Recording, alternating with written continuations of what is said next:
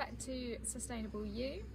Today's video is going to be on the water collection barrels that I recently put in.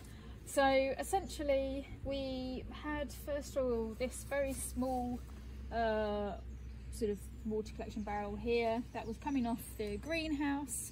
As you can see, we do tend to use quite a bit of rainwater to water the plants. So what I did is I took this off our little pile here.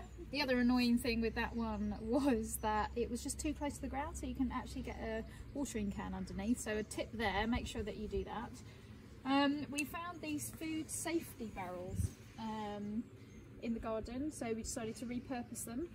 You could see some people had some challenges with these before, and I'll tell you why. Because you can't take off the top, so you can't go in and just drill through. And this one, someone did try and get into the top and made a massive hole, which was pretty inconvenient, but again we got around that. So essentially we have barrel 1 with the tap put in here, and we have barrel 2 as sort of an overflow, so we get as much as we can off the greenhouse roof. How did we attach these then without being able to go in?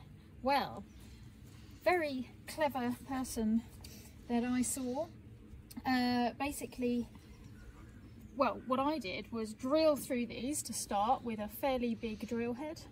I then got a heat gun and heated this up very slightly, so the hole that you drill has got to be smaller than the fitting that you're putting in there, and then you heat it up round, and then what you've got to do is basically screw this in. So you screw it in and it sort of seals it together, so when the plastic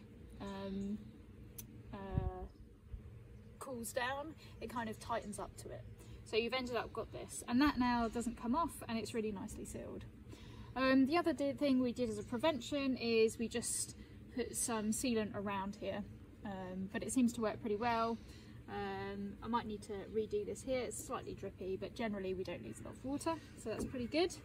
And here, as you can see, oops, mine's the lovely rhubarb, is I've just got an overflow system. I've done it from the bottom, so that essentially these will both fill up at the same time. So I'll have loads of water in here, and I won't end up with this overflow going in here and not actually being able to take any out of there, or not having to put another tap in there.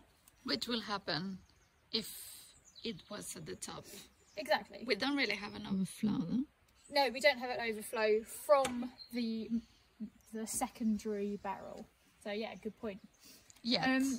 Exactly, yeah. So one other job that I need to do post this is look at if this fills up completely over the winter and we see that it's actually filling up quite a lot, how are we going to do an overflow from here to someone else? Do we just put it in the garden directly? Do we add another barrel? There could be lots of different opportunities.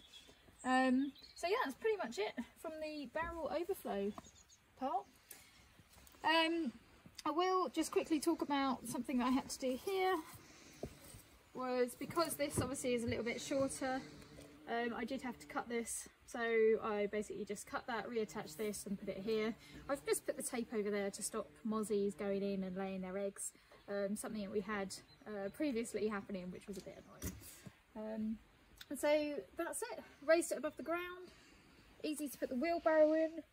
Also thought that kind of could be quite a nice hedgehog area as well. Although it's a bit damp under there, who knows, maybe we'll get a little friend. Anyway, that is pretty much it from us at Sustainable You. We'll show you at a later date what we're going to do with this one. It's quite an exciting experiment. See you later.